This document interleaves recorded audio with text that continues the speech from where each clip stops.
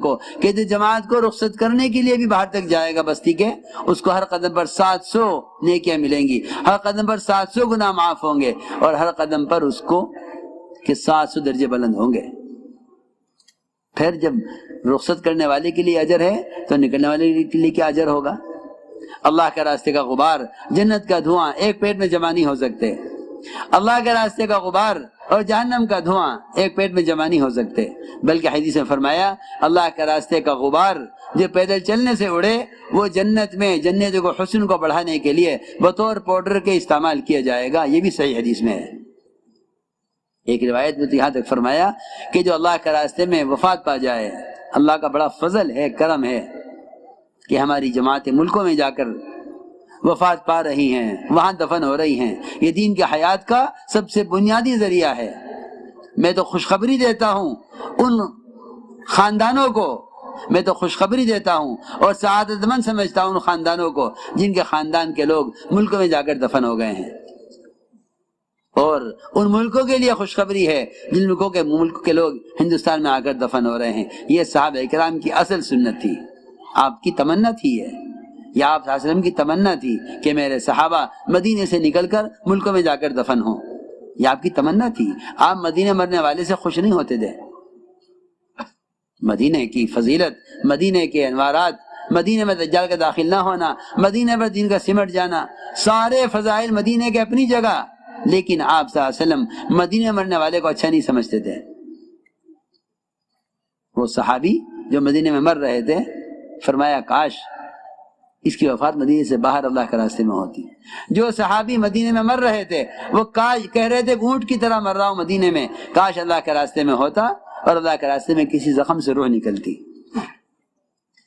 اسی لیے اس راستے میں پھرنے والوں کے لیے یہ نہیں جہاں تک خشکی ہے وہاں تک چلے جاؤ، فرمایا جو اللہ کے راستے میں سمندری سفر میں، جو اللہ کے راستے میں سمندری سفر میں جائیں دوسرے ملکوں میں دین کو پہنچانے کے لیے، ان کے بارے میں فرمایا اگر ان کی وفات سمندری سفر میں ہوئی تو اللہ تعالی ان کی روح خود نکالیں گے، فرشتے سے نہیں نکلوائیں گے۔ دیکھو تو صحیح، کتاب الجہاد کی حدیث ہے، ابن ماجہ شریف کی روایت ہے،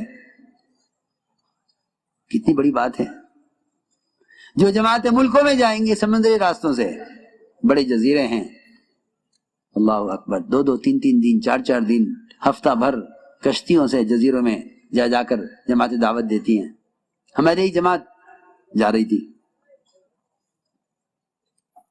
ایک کشتی میں سوار ہوئی، تعلیم ہو رہی تھی کشتی میں تعلیم ہو رہی تھی، منتخب احادیث میں سے روایت پڑھ کر سنائی، اور انہوں نے تعلیم کراتے کراتے حدیث بھی سنا دی کہ جو اللہ کے راستے میں سمندری سفر میں مرے اللہ اس کی روح فرشتوں سے نہیں نکلوائیں گے، حالانکہ سب کی روح فرشتہ نکالے گا، فرشتوں کی روح بھی فرشتہ نکالے گا، فرشتوں کی روح بھی فرشتہ ہی نکالے گا، لیکن اللہ کے راستے میں سمندری سفر مرنے والے کی روح اللہ خود نکالیں گے، یہ اللہ کے یہاں اس کا اعزاز ہے۔ تو وہ ایک نوجوان بیٹھا تھا تعلیم میں، کہنے لگا کہ یہ تو صحابہ کا درجہ ہوگا، ہمارے لیے کہاں ہو سکتا ہے؟ ہاں، تعلیم میں بیٹھا ہوا نوجوان کشتی میں، امیر صاحب یہ تو صحابہ کا درجہ ہوگا۔ امیر صاحب نے کہا نہیں، یہ صحابہ کے لیے نہیں ہے فضیلت، یہ قیامت تک والی امت کے سب کے لیے ہے۔ تو کہنے لگے کیا ہم جیسے بھی اس قابل ہیں کہ اللہ ہماری روح نکالے؟ ساتھیوں نے آ کر سنایا کہ ابھی یہ کشتی اگلی جزیرے پر پہنچی نہیں تھی، یہ ساتھی تعلیم سے اٹھا، نماز پڑھی، نماز پڑھ کر لیٹا، خیر اللہ کیا، اور جب خیر اللہ کے بعد اس کو اٹھایا تو اس کی روح نکل چکی تھی۔ سچی نیتوں والے یوں سبقت لے جاتے ہیں۔ اللہ ہر ایک کے دل کو ٹٹولتے ہیں، کیا ہے اس کے دل میں؟ اس کے دل میں اللہ کے راستے میں قبولیت کا ارادہ ہے، یا اس کے دل میں اپنے گھروں میں رہ کر ملک و مال کمانے اور خواہشات کے پورا کرنے کا جذبہ ہے؟ اللہ ہدایت کا کام ان سے لیتے ہیں جنہیں اس راستے میں قبول کرتے ہیں۔ جماعت اسی طرح وہاں پہنچی لاش کو لے کر اگلے جزیرے میں، یہ کیا لے کر آئے تم اپنے ساتھ؟ سارا قصہ سنایا اس بات پر پورا جزیرہ اس بات پر کھڑا ہو گیا کہ ہم ابھی نقد آپ کے ساتھ اس کشتی میں سوار ہو کر 4 مہینے کے لیے نکلنا چاہتے ہیں. وہ تو داعی کی موت دین کی حیات کا اصل سبب ہے. پورا جزیرہ تیار ہو گیا کہ یہ نہیں ہو سکتا کہ ہمارے یہاں آنے والا مہمان اس راستے میں جان دے.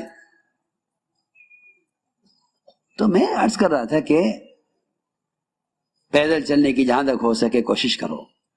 یہ فضائل ہیں اللہ کے راستے کے، اور خوب بیان کرو فضیلتیں اللہ کے راستے میں نکلنے کی، تاکہ یہ نقل و حرکت کی سنت زندہ ہو. مولانا صاحب فرماتے تھے اس نقل و حرکت کو ختم کرنا موجب عذاب ہے، اس نقل و حرکت کو زندہ کرنا سب سے بڑا ثواب ہے. یہ کوئی مدرسہ نہیں ہے تبلیغ کہ آدمی نکل کر سیکھ کر فارغ ہو جاوے، نہیں، یہ تو ایک جہد مسلسل ہے. اللہ کا امر ہے نکلنا. انفروا خفافا وثقالا الا تنفروا يعذبكم عذابا الیما. یہ نفر کو نصرت کے ساتھ جوڑا ہے. الا تنفروا الا تنصروه.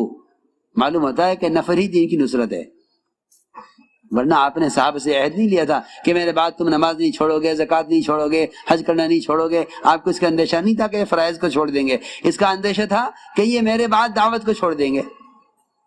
اس لیے آپ نے اس کا صحابہ سے عہد لیا، اور اللہ نے یہ صاف کہہ دیا صحابہ سے کہ اگر تم مدد نہیں کرو گے نبی کی تو ہم تمہیں ہٹا کے دوسروں کو لائیں گے جو نبی کی نصرت کریں گے اس کام پر.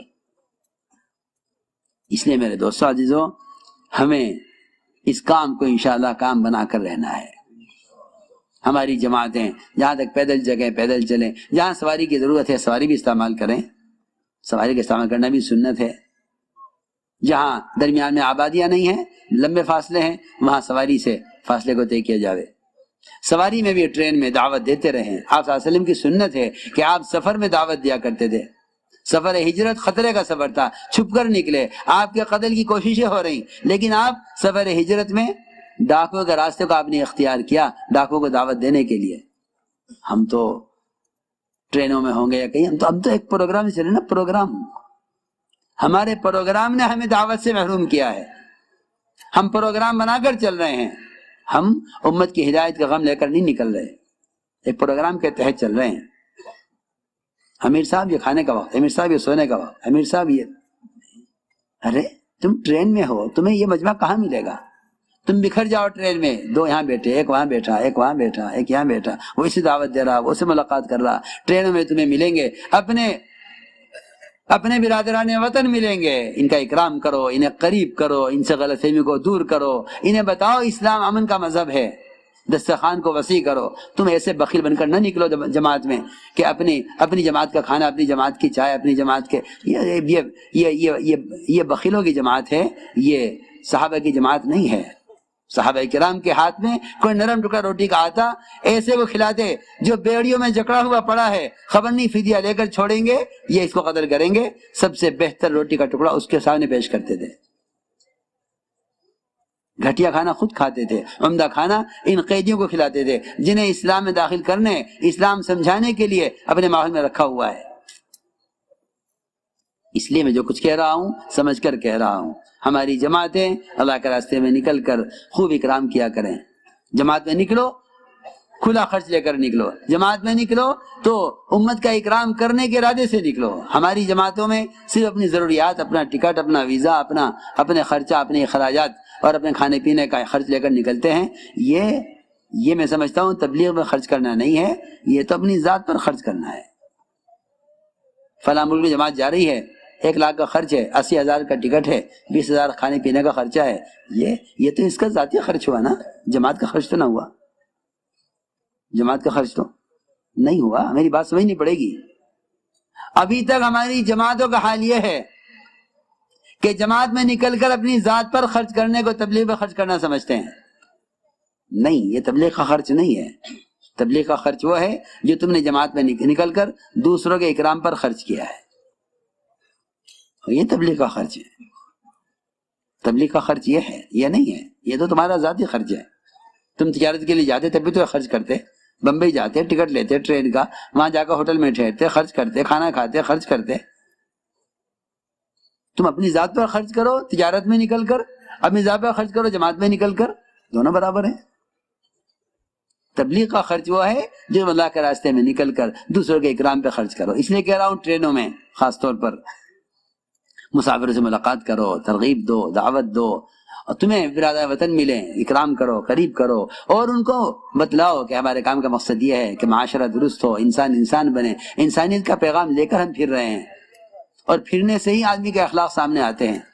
حضرت عمر سے ایک آدمی نے کسی کے اخلاق کی تعریف کی، فرمایا تم اس کے ساتھ سفر کیا ہے، تم اس کے اخلاق کی کیا خبر ہے؟ اس سے معلوم ہوتا ہے کہ دعوت کی نقل حرکت یہی اصل اخلاق کو پیش کرنے کا واحد راستہ ہے. اخلاق کتابوں سے پیش نہیں کیے جائیں گے، اخلاق اس سے قانون سے نہیں پیش کیے جائیں گے. اخلاق تو مسلمان کے عمل کا نام ہے، کتابی تحریر کا نام اخلاق نہیں ہے. یہ نہیں کہ کتابیں اخلاق پر لکھ دی جاویں اور دعوت ہو جاوے، نہیں. تم ٹرینوں میں، بسوں میں، پیدل علاقوں میں جاؤ، وہاں اپنے اکرام سے بتاؤ اخلاق کیا ہیں. ٹرینوں میں ساتھی بہت زیادتی کرتے ہیں مسافروں کے ساتھ. یہ شکایت مجھے ہر جگہ نظر آئی. خود میں آتے ہوئے بھی اس بات پر غور کرتے رہتا ہوں کہ ہمارے ساتھی مسافروں کو تنگ تو نہیں کرتے، اور خوب کرتے ہیں. بھائی صاحب آپ کی سیٹ کہاں ہے؟ کہ بھائی یہ ہے. دیکھیے جی ایسا ہے کہ آپ یہ ٹکٹ بدل لیں، ہماری جماعت ہے، ہم جماعت کے ساتھ رہیں گے. کیوں؟ سب سے پہلے تو تمہاری دعوت اور محنت اللہ کی یوں مردود ہو گئی کہ تم نے مسافروں کو تنگ کیا. کہ حدیث میں آتا ہے جو دوسروں کو تنگ کرے گا یا راستہ بند کرے گا اس کا جہاد اللہ کے یہاں قبول نہیں ہوگا. ہم جماعت ہیں، ہم تعلیم کریں گے، ہم نماز پڑھیں گے، ہم مذاکرہ کریں گے، ہم سارے سب ایک ساتھ رہیں. بالکل نہیں. جس کی سیٹ ہے اس کا حق ہے، وہ چاہے کوئی بھی ہو، مسلمان ہو یا غیر مسلم ہو، وہ اس کا حق ہے. آپ ایک سیٹ پر مسلمان غیر مسلم کے ساتھ رہو، تمہیں نہیں معلوم کہ تمہارے اس کے اختلاط سے اس کے لیے ہدایت کی طرف قریب آنے کے کتنے اثرات تمہارے اعمال کے اس پر پڑیں گے. قرآن تو کہتا ہے کوئی تم سے پناہ مانگے تو پناہ دو جلدی، تاکہ تمہارے ماحول میں آ کر قرآن سن کے اسلام میں داخل ہو. اور تم نکل کر اپنا ماحول قائم کرنا چاہتے ہو، اور پھر اس میں دوسرے کا حق مارتے ہو.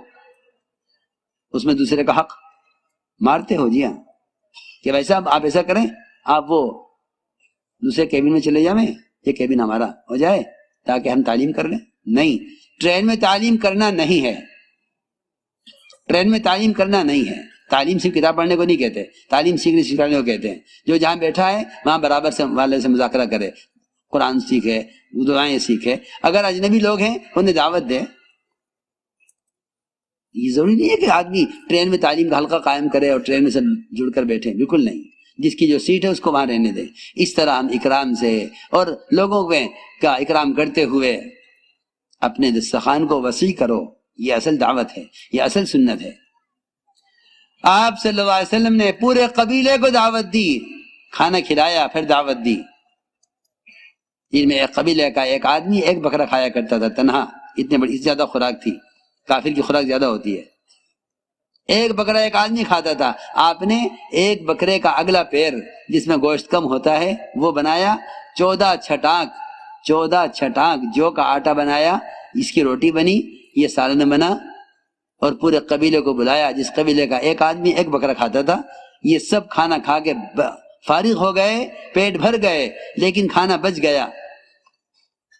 یہ آپ نے برکت اور معجزہ دکھلایا.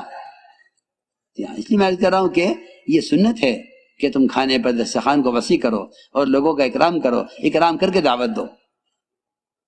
یہ ہمارے جماعتوں کی نقل حرکت کا اصل کام یہ تھا. یہ بیچارے بخیلوں کی طرح پھرتے ہیں، اپنے کھانے، اپنی چائے، اپنا انتظام. یہ کوئی دعوت ہے؟ دعوت تو دوسروں کو کھلانے کا نام ہے، خود کھانے کا نام دعوت ہے. اس طرح ہم نکلنے کے زمانے میں خوب اکرام کریں. اب جماعت جہاں پہنچی ہے وہاں جماعت جا کر نمازوں کا اہتمام رکھیں. ٹرینوں میں سنت چھوڑنا سنت ہے، سواری پر سنت کو چھوڑنا سنت ہے. سوائے فجر کی 2 سنتوں کا اس کا اہتمام کرنا ہے، اور 2 رکعت فرائض کی، اور 3 رکعت عشاء کے بعد واجب کی، اور 3 رکعت مغرب کی. بس فرائض کا اہتمام کریں. اس طرح سے ہمیں جہاں کا رخ بنا ہے وہاں جماعت جائے. مسجد سے ابتدا کریں. سب سے اہم بات یہ ہے مسجد مسلم کے مطابق داخل ہوں. سامان ایک طرف رکھے قرینے سے، وہاں کے امام صاحب مؤذن صاحب جو بھی ہیں انہیں مشورے میں ضرور ساتھ لیں، ان سے ملاقات کریں، انہیں اپنے اعتماد میں لیں، مسجد کا ادب کریں، مسجد کا پانی خود بھر دیں، مسجد کے سب خود بدل دیں۔ ہم اللہ کے مہمان ہیں اور مسجد اللہ کا گھر ہے، مسجد اللہ کا گھر ہے، اللہ کے گھر کی ذمہ داری ہم پر ہے۔ مشرکین مکہ نے بیت اللہ بنایا جو ساری مسجدوں کا قبلہ ہے۔ جی ہاں، ہمیں چاہیے اللہ کے گھر کا خود اکرام کریں، اللہ کے گھر کا خود اکرام کریں۔ یہ کمیٹی کا گھر نہیں، اللہ کا گھر ہے۔ اس زمانے میں تو یہ ساری ذمہ داریاں کمیٹی کی ہو کر رہ گئی، حالانکہ ہر مومن کے ذمہ ہے۔ صف نہیں مسجد میں صف بچھا دوں، پانی نہیں پانی بھر دوں، جھاڑو لگا دوں۔ عمر رضی اللہ تعالی خلافت کے زمانے میں قباء کی مسجد میں جھاڑو لگانے کے لیے مدینے سے جاتے تھے۔ یہ ہمارے کرنے کا کام ہے۔ اس لیے جہاں جائیں وہاں جماعت کے ساتھی مسجدوں کا احترام کریں، مسجد صاف رکھیں، امام صاحب وہاں کے اور مقتدی اور وہاں کے مؤذن صاحب سے ملاقات کریں اور انہیں مشورے میں ساتھ لیں، اور مقامی لوگوں کو، ذمہ داروں کو مشورے میں شریک کر لیں تو سب سے بڑھیا بات ہے۔ اس طرح ہمیں 24 گھنٹے کا ایک نظم اپنے کام کا بنانا ہے، مشورے سے، مشورے کا بہت اہتمام کریں۔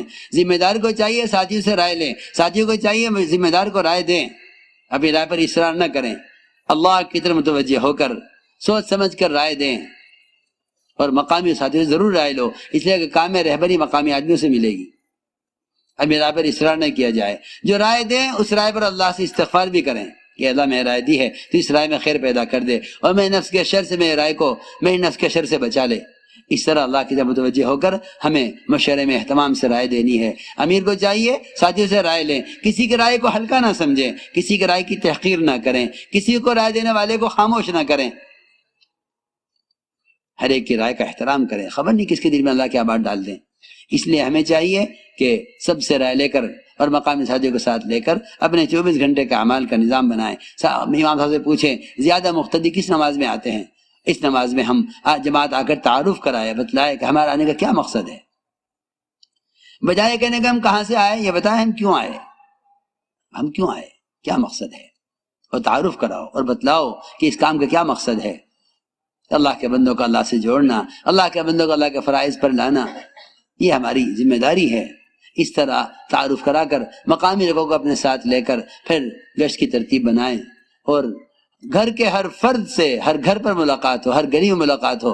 اس طرح مسجد سے باہر محنت کا ماحول قائم کریں۔